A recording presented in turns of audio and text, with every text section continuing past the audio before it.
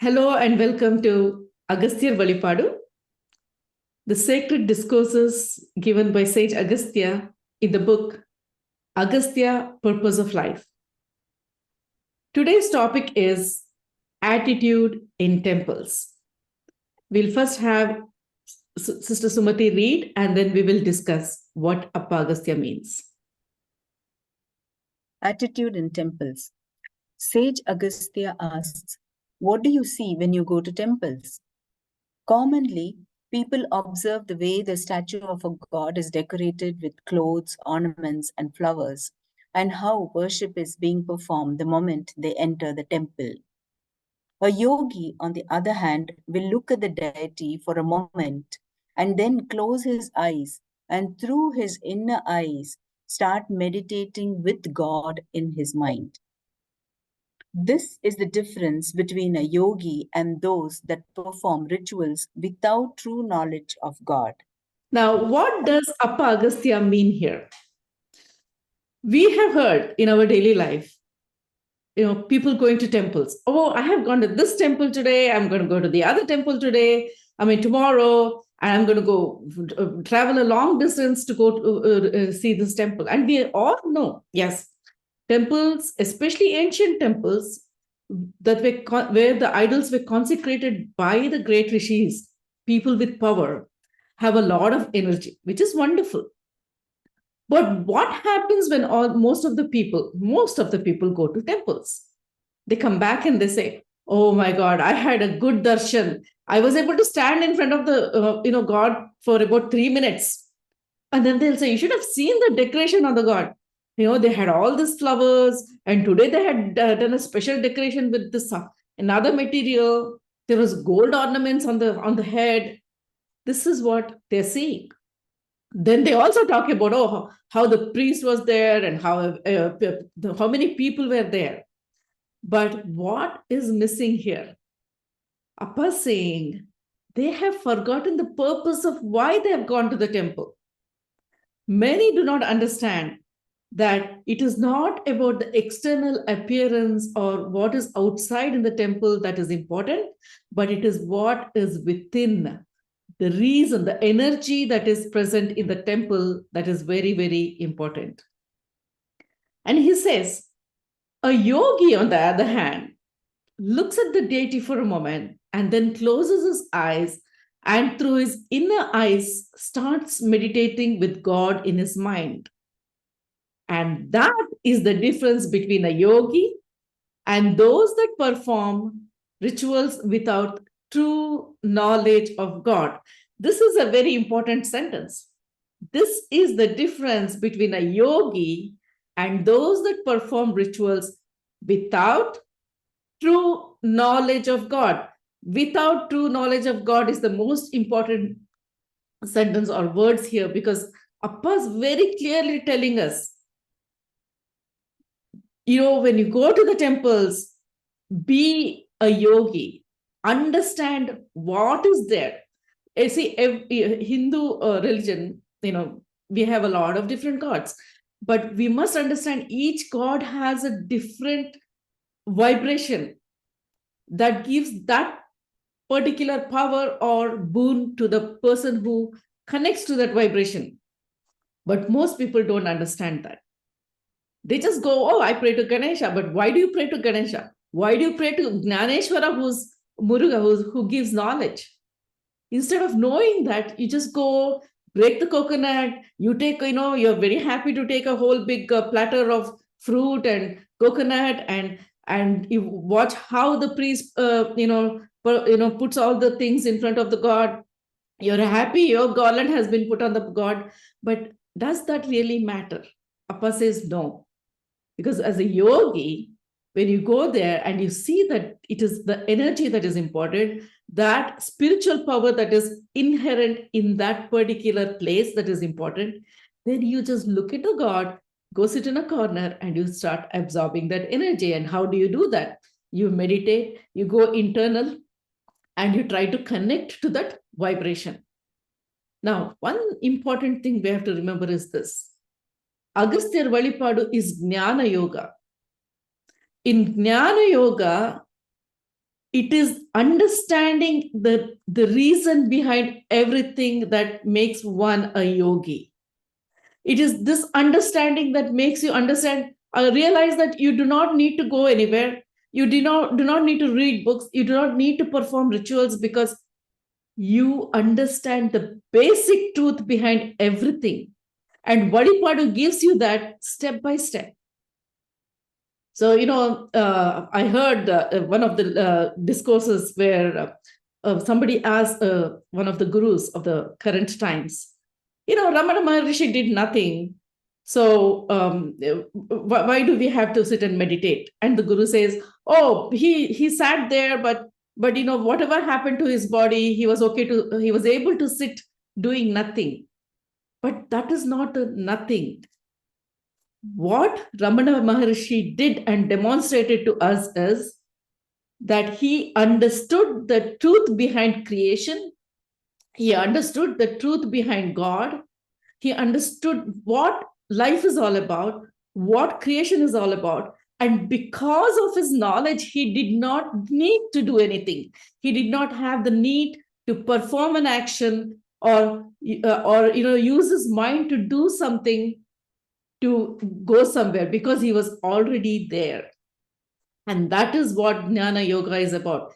That is what Agastya Valipadu will teach you as you go forward, as you read each discourse and understand what Appa is showing you.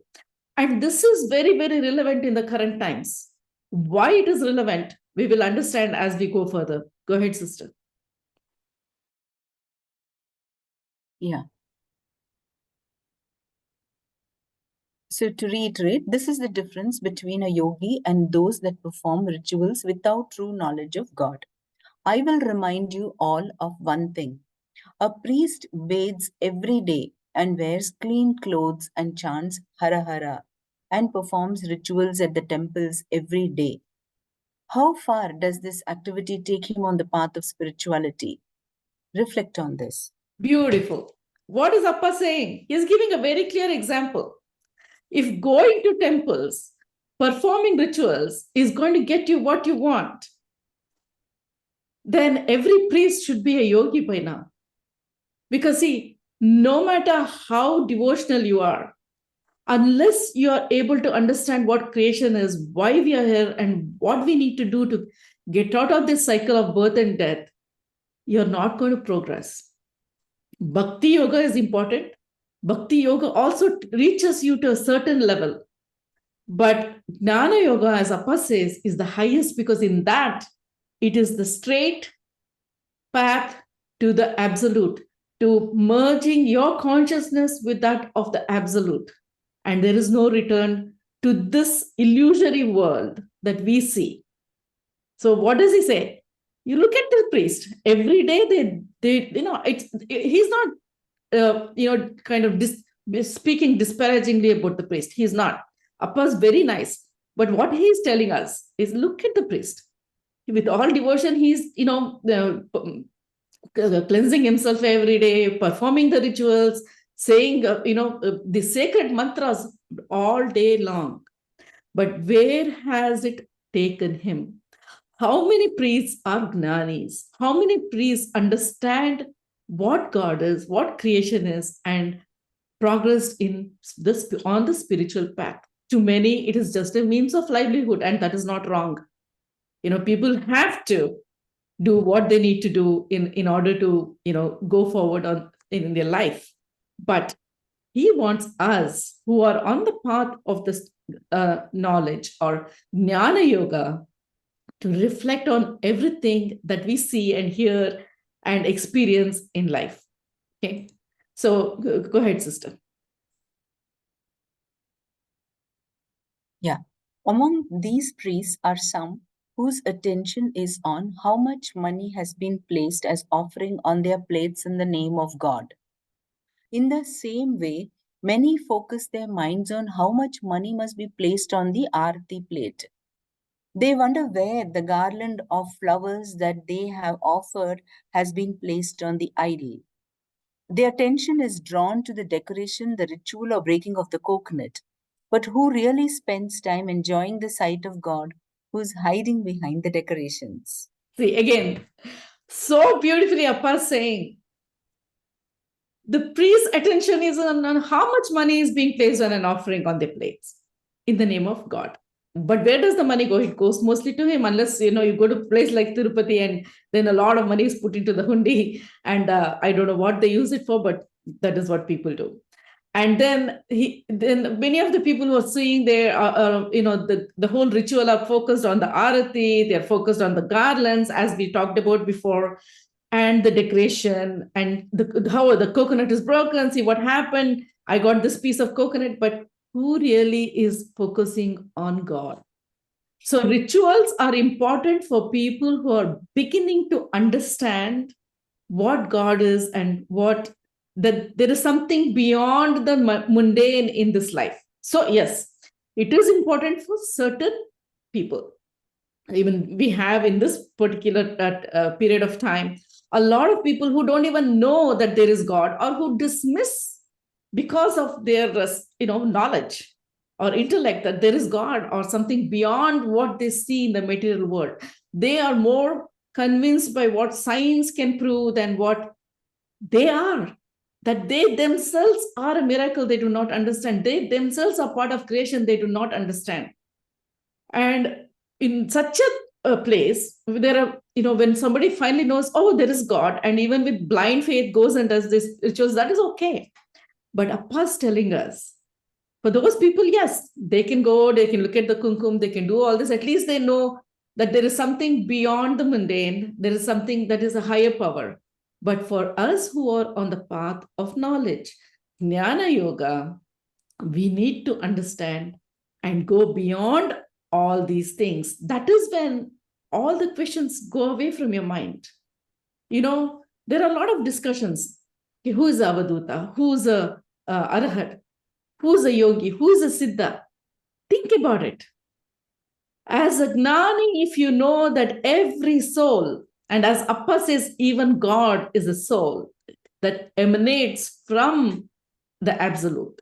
When every grain of sand and everything that is created and what you can see and not see is manifested by God, the Absolute.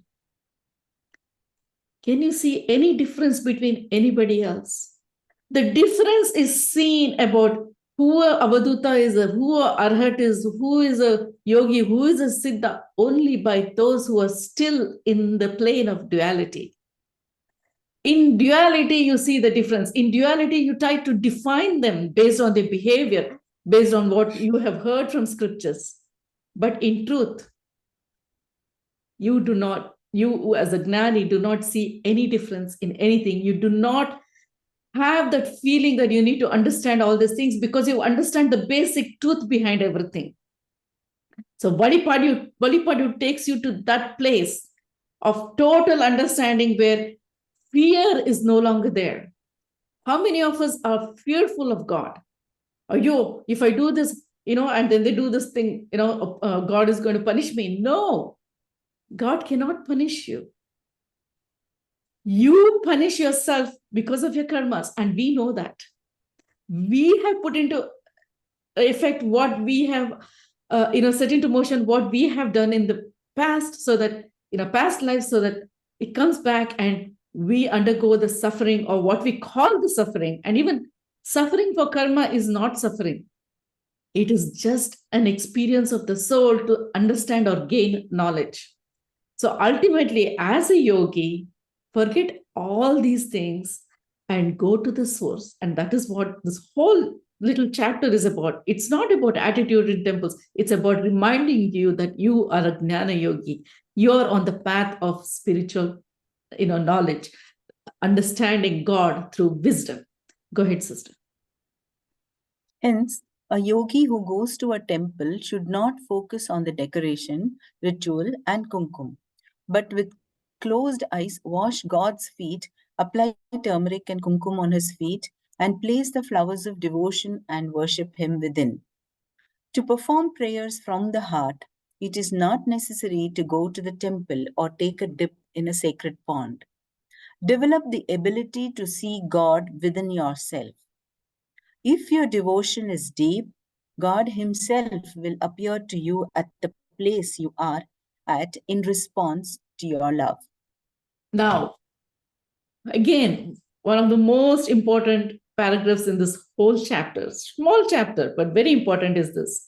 He says, to perform prayers from the heart, it is not necessary to go to a temple or take a dip in a sacred pond. Think about the lesson that COVID taught us. During the period of COVID, how many of us were able to go to temples? None of us. Yet, what did many of us learn to do? To worship God in our own homes. Appa is taking us a step further. He's saying, you don't need to go anywhere. Sit where you are, and God will come to you. Let's take a simple example from one of our legends. Okay. Suradas was blind. He was walking along with a group of monks. He fell down into a pit because, of course, he was blind. And when he was in the pit, he called out to Krishna, and Krishna appeared to him. So what does this story tell you? That he didn't go to the temple. He didn't have to do anything. He just had to call out with the longing and devotion that a devotee feels when he is in the bottom of or depths of sorrow, depths of whatever struggles he's facing, and God can connect to you at the time, because your longing, your intense devotion is creating the vibration that brings the consciousness of God to connect with you. So again, remember, it is the feeling which is very important, because in feeling, we are able to evoke that high vibration that can connect to God. So Bhakti Yoga in a way is very good because of the fact that you're connecting to God because of the immense love you feel for him.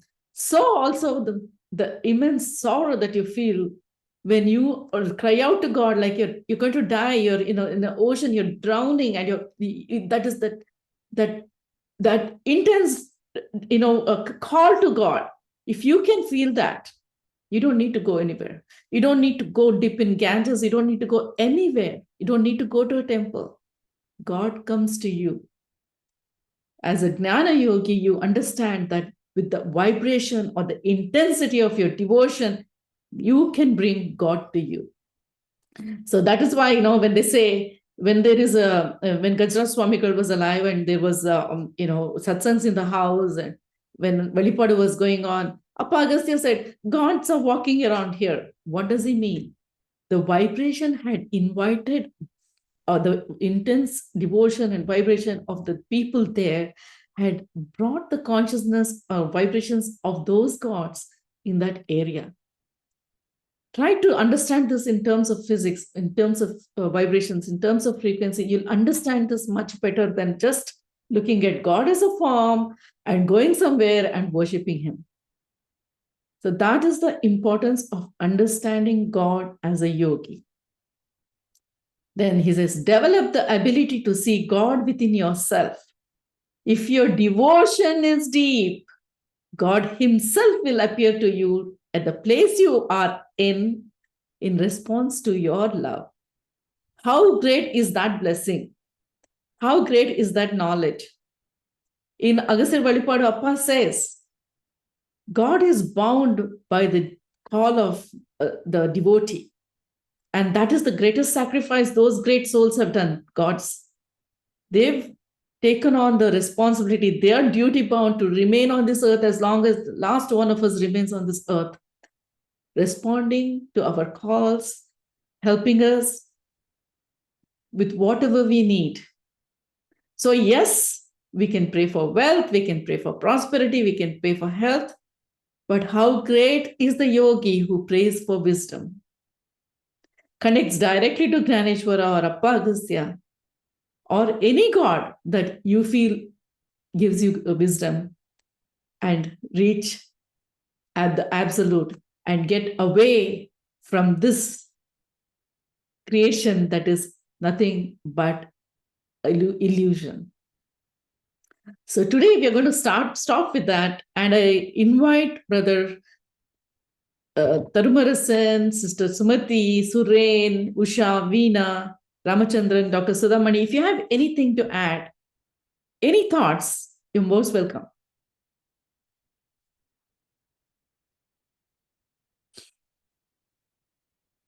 Would anybody like to speak? Okay, in that case, we are going to meet again next week. I'm going to stop recording, but we'll have informal discussions.